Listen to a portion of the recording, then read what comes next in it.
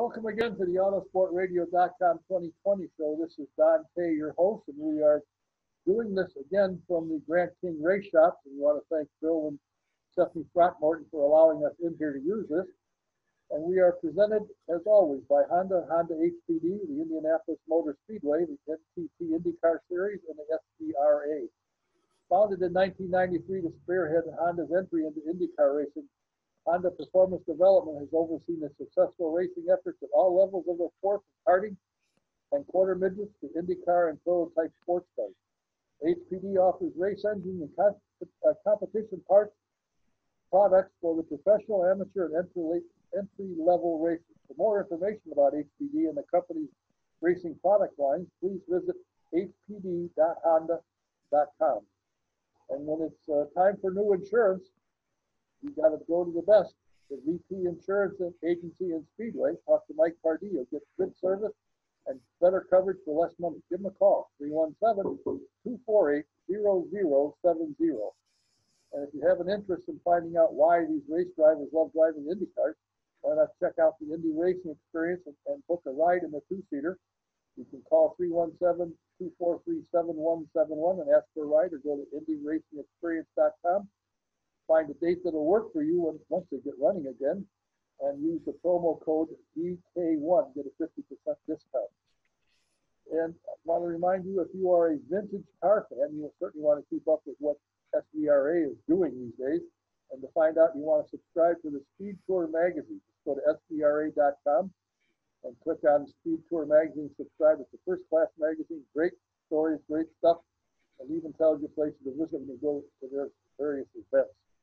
If you want to have a vintage car, there's only one place to go, the Grant King Shop. They have vintage race cars for sale, or they can take your car and restore it for you, rebuild the engine, anything you need, Grant King Shop has. Number is 317-820-3595. My guest is a gentleman who is a graduate of Indiana State University with a mechanical degree, and he and his brother have been in several businesses. They had a medical business, but they're really heavy into simulators. And I invited him because I watched the first couple of races of the IndyCar virtual racing, and I had some questions, so I invited a guy who could certainly answer. Please welcome Cary Bettenhausen, one of the twin sons of the very accomplished and great race driver, Cary Bettenhausen. Cary, welcome to Autosport. Hey, thanks for having me on. As I talked with you the other day, I was watching the race very closely this past weekend at Barber, and several things brought to mind, or were mentioned, that brought the question to me: how does this happen? And one of them was, they were talking to one of the drivers, and they said, we don't have the power to catch the guy ahead of me. Now, my question is, do different simulators, can they set up for different power? Is there a reason maybe somebody's internet connection isn't as big? What would make a difference for one simulator would have more oomph than the other? Really, that shouldn't be the case. As long as the pedals are calibrated correctly in the simulation, it doesn't matter whether you're using a big box store set of inexpensive pedals or a very high-end set of pedals like I have here. As long as the throttle's calibrated correctly and you're getting 100% throttle, everyone will have the same straightaway speed as long as their car hasn't incurred any aerodynamic damage. And, as long as they have a push to pass left, because a lot of guys are using the push to pass, when it makes sense to do so, and it's part of the strategy, just like in the real world. Now, I do know that several of the simulators you get actually replicate the racetrack. If there's bumps and waves and so forth, you can feel that in the seat of the car. They don't all have that, but some do, don't they? Yeah, some drivers have tuned into the motion that the simulation telemetry can feed to various output devices that different manufacturers make. Other drivers prefer a stationary simulator. It's just a matter of personal preference. I've noticed over at least last week, and we'll find out again this week, that some of the drivers have their engineers with them to help with the pit stops. That are all part of this thing. Bad tires, you have to get in and replace it. All this stuff is happening. And when I tuned in, if I were not a close simulator to the series, I would have sworn that was an actual race. So the cars are the same. They have the same problems. They've got pit stops. They hit, they bump. How in the world does that all get accomplished in a simulation? Well, the tracks are laser scanned, so they're very accurate down to every bump and detail that is part of the snapshot of the laser scan when the track was created in iRacing. So all those bumps and racetrack features are transmitted to the car model, which reacts to those in the simulation. And depending on what output devices are part of the sim rig that a particular driver is sitting in, then those may be transmitted to the driver as well through motion in the simulator. So it just depends on how much input a driver wants, what they will get from the simulation. How much does their racing experience count using simulation? This particular simulator here is produced by Sim Experience. They're in the Cleveland area. My twin brother Todd is a design engineer for the company, and I represent them locally here at Pit Fit Training in the northwest corner of Indianapolis. This represents their top of the line. It's called a Stage 5. It is anywhere from $26,000 to $30,000 delivered. It comes on a pallet, ready to run. All you do is just plug in a few things, fold the side monitors out, and you're ready to race. Do you have to be spend a lot of hours to get yourself acclimated to this, or is it very much similar to getting in a race car? What you see is what you see when you're in the car looking out. Depends on who you ask. The guys that are fast, like John McLaughlin, are very in tune with iRacing and praise it quite a bit as being a very accurate and realistic simulation. Some of the guys who are struggling probably wouldn't share that opinion. So really, it depends on the individual. And of course, a lot of the younger guys that have been doing gaming, as they're growing up, are going to acclimate themselves better and faster to the simulation. Now, some of the guys that have been around a while are working hard at it, and they're catching up. I noticed Scott Dixon, who everyone knows is one of the winningest drivers in history, has struggled a little bit. I assume he hasn't spent a lot of time at Pit Fit on the simulator there. He's doing his physical training instead. Well, he came here and he ran an Aston Martin at Bathurst before he went there earlier this year to do the 12-hour race.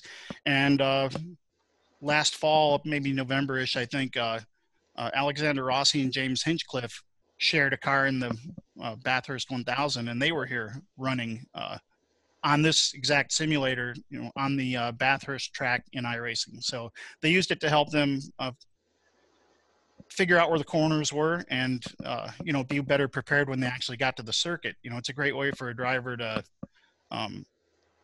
show up a little more ready than they would be otherwise.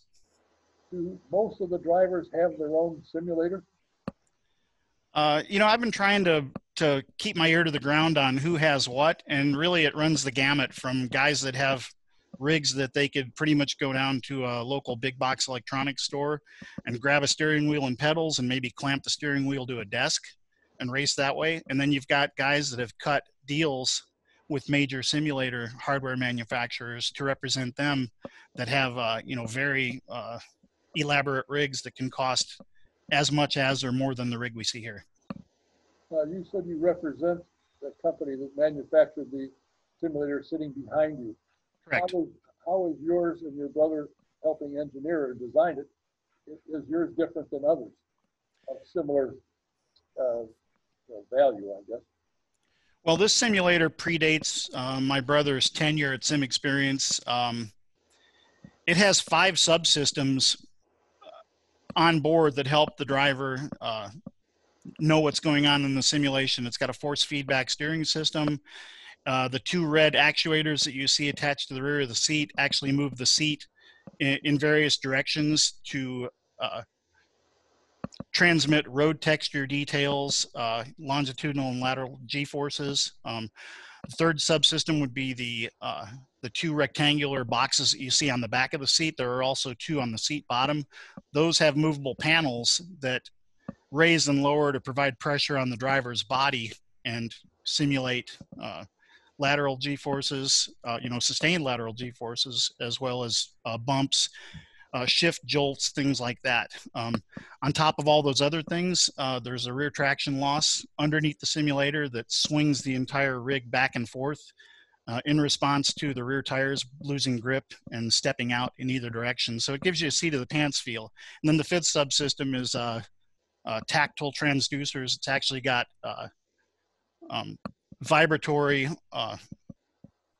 home theater type speakers on the four corners that can simulate road jolts, curb strikes, things like that. So the whole rig really feels alive when it's underneath you and you're driving it. And once you try it back to back with a stationary rig, there's just no comparison between the two. In last week's race, Robert Wickens was in action for the first time, and of course, the commentators were saying, you know, it's his first time out and he hasn't had much practice, but he certainly did very well. I got to assume that he's probably been working very diligently to get prepared for Michigan, as are most of the drivers. I think you said you were about to work with Hinch today, I think. These guys are taking this seriously. Absolutely, they are. I mean, they want to look good not only for themselves and their own egos, which, you know, we know they have. I mean, that's part of what makes them a good race driver, but they also want to represent their sponsors. And, you know, if they're working with a simulation hardware company, certainly they want to represent them well. So a lot of the things that are present in the real world in terms of, you know, sponsor relations and media relations and all that have carried right through to the simulation world. And having never gotten a chance to drive in the real world, you know, the simulation thing's right up my alley, and I'm just enjoying every minute of it. You know, I can't wait for the next race to come on TV when there's a big network. You know, you got FS1, Fox Sports, NBC Sports, and then you got the pay services like Dirt Vision and Flow Racing that are also broadcasting these events. So, you know, it's a great time to be in sim racing. It really is. I know you and your brother, as I said, are the twin sons of one of the best open wheel drivers ever. The dad was Cary Bettenhausen. You guys, I have to think, really wanted to get behind the wheel of a race car. Did you ever get a chance to drive one? Actually, you know, I did some karting when I was younger, some dirt karting, and pardon me, I just had a call from Tony Kanaan. I had to put off Tony Kanaan for you guys. Anyway, yeah, I got to do some karting, some dirt karting, won a few races, had a little fun with it. He's persistent. Didn't go any further than that. I did get to drive a sprint car at the Indiana State Fairgrounds last fall for the last Hoosier 100. I was actually the last Bettenhausen to go around the track. It was just an exhibition. You know, I'm going to miss that place. I certainly have fond memories of Dad winning the 1980 Hoosier 100 there. You know, I only got to gas it down the backstretch and, you know, blip it in the corners a little bit. We weren't supposed to play, but I bent the rules a little bit and had a fantastic time. I'd like to thank John Tosti. I think he's from down in the Evansville area. It was a 1985 Challenger, and having that much horsepower under your foot is downright addicting. You know, I'd love to have a chance to drive the car again, John, if you're listening, and maybe actually get to go play a little more. As I mentioned, starting out, you and your brother had a medical company, and now you're full-time, and did simulators at the time. Now you're full-time in the simulators. What happened to your medical business? It's still going strong. The guys that we partnered with, you know, have full ownership of it now. And in fact, I saw those folks a couple days ago, stopped by to get some masks to help, you know, with this pandemic. So we still maintain a good relationship. They're doing well. They're super busy. And, you know, we're proud to see them doing their thing. And I've since returned to my first love, racing. And, you know, I'm really happy with, you know, being able to do that and looking to grow my own business, Indie Simulation, which is here within PitFit. It's indiesim.com. We do simulator rental, simulator hardware sales and service, you know, simulator rig design, pretty much a jack of all trades type simulation thing. We even dabble in flight simulation. I got my pilot's license in the early 90s and airplane single engine land, and, you know, haven't been flying in a long time, but certainly I could jump in a Cessna and do it right now. And probably with just a little bit of work in the simulator, which we have here in the other room, I could be doing that pretty proficiently, pretty quickly. Your brother's helping design the simulator that we're looking at. what part of it is he designing? The Well, hardware, the this software? yeah, pardon me. This particular design and the systems on board predate Todd's tenure at Sim Experience. He's working on things that he can't tell me about now, and the ones I know about, I'm under NDA, and I couldn't tell you anyway. I can only say that Sim Experience is at the top of their game. They're super busy right now, and no company that wants to stay at the top uh, rests on their laurels. They keep developing, and I'm sure that they've got some pretty neat things in the works that'll be coming down the pike. Now, when you watch the iRacing IndyCar events, as I said when we started this, I watched last Saturday, and if you're not a real close person, you look at it and you think this is a real race. The cars look identical. The in-car shot looking out the windshield, as Paul Tracy and Townsend Bell pointed out, is exactly what you'll see if you were in the cockpit of an Indy car physically. How in the world do they create so much so quick that you can drive? They bump each other. I thought it was kind of humorous when they were going down the hill at Barber and making, I think, a left turn. A couple of cars bumped, and Diff and Townsend went, "Wow, look at that!" And Paul Tracy said, "Heck, I've done that. That's unusual." But how do they get it so realistic? Well, I've had the privilege of visiting iRacing's home office in the Boston area, and I can tell you that those are some of the, if not the sharpest people I've ever had the pleasure of being in the company of. And um, everything is done with laser scanning. They use very sophisticated architectural type cameras to scan the track, and they have to scan the track about 350 feet at a time, so they're leapfrogging cameras and reference markers and collecting point cloud data that is an exact topological map, if you will, of the track, and then taking thousands of photographs and pasting those photographs onto the point cloud. So when you're driving in iRacing, you are driving on a giant 3D model of the actual racetrack, and the car that you're driving is actually also scanned with lasers, and all the mechanical properties of the car's drivetrain, powertrain, suspension, the whole 9 yards, even aerodynamics, are developed in cooperation with the vehicle manufacturer. So you're sitting in a 3D model of the car, driving on a 3D model of the track. So it is as real as it gets for mortal beings like us that don't have access to some of these giant 6-post rigs like they have over at HPD or at the Dallara factory. It's really a great time to be in sim racing. This is kind of a golden age for me. We have several of the regular in the audience of Autosport when we were able to do it for McGilvery's, and they're really heavy into it. And I get emails, "Don't forget the race starts in 2 hours. The race starts in 30 minutes. Don't miss it." And I did get a chance this past weekend to watch the entire event, and it's amazing. On a peak. I talked to a couple of people today who are Indy fans. They said, "Oh, it's just fake." I said, "No, it's not. When you look at this, you'll think you're watching a race, and it's just that phenomenal." And I think what you're doing, are people coming to pit when they can, coming to pit to try your unit? Well, not right now, because Jim Leo, the owner of the facility, has complied with the governor's orders to close gyms, which he technically is a gym here, even though it's a kind of a exclusive facility. It is open to the public when the IndyCar drivers aren't here in the morning. So until the pandemic passes and the lockdown is lifted, we can't have anybody in here except by appointment, and then only one person at a time. And we're taking all the proper precautions with disinfection and sanitation and things like that. So until the pandemic's lifted, we won't be doing that. But you have people that are interested in wanting to come in and rent your machine and your simulator and try it, do it? Yes, we do. I do free demos because people want to test drive the sim experience gear, so I give people half-hour demos for free to get their feet wet.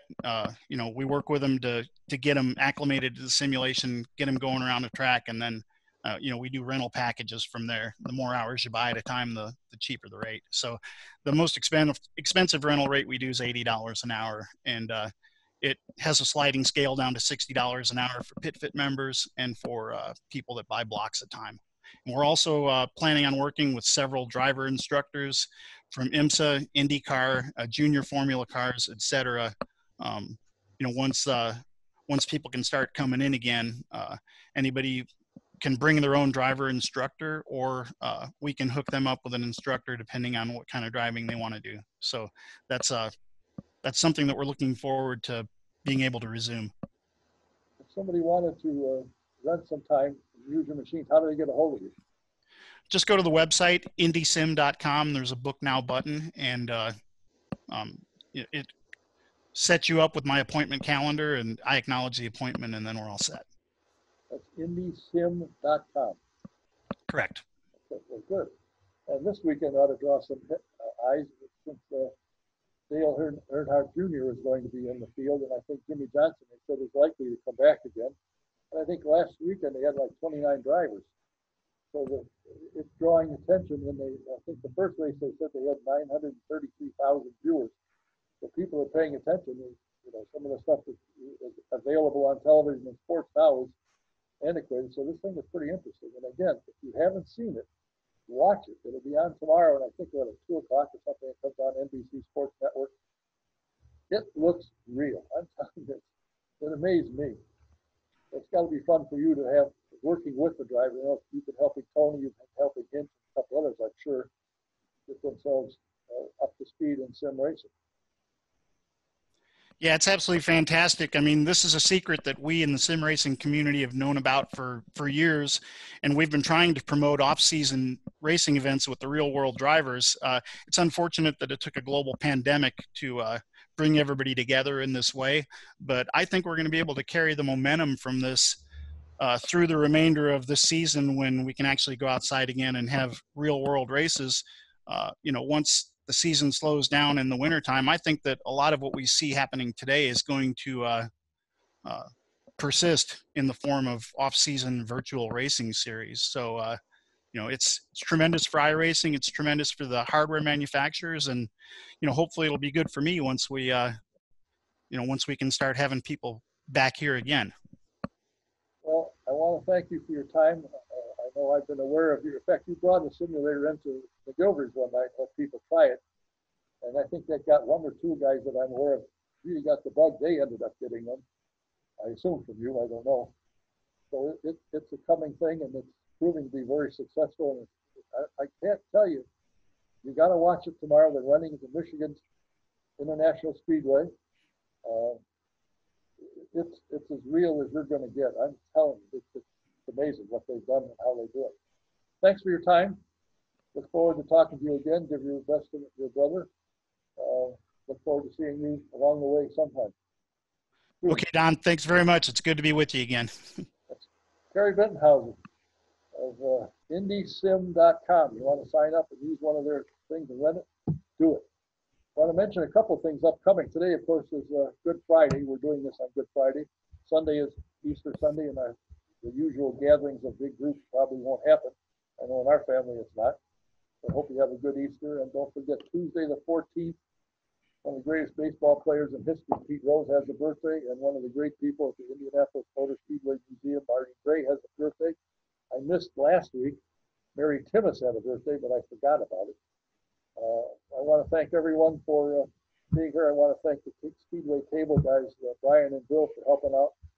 And my IT guru, Ted Howlett, making things work, because if it was up to me, I'd be talking to myself. So I want to say thanks for watching. We got a couple of other guests to be coming up here shortly. And hopefully you'll be interested in watching. Getting some of the drivers is tough, because believe it or not, as you saw, Tony Kanaan was calling him, wanting some more help. They're really serious about this sim racing, so their time is being occupied. But we'll get through. We'll be back again very shortly. Until then, this is Doc Day saying thanks for watching. See you next time. Goodbye.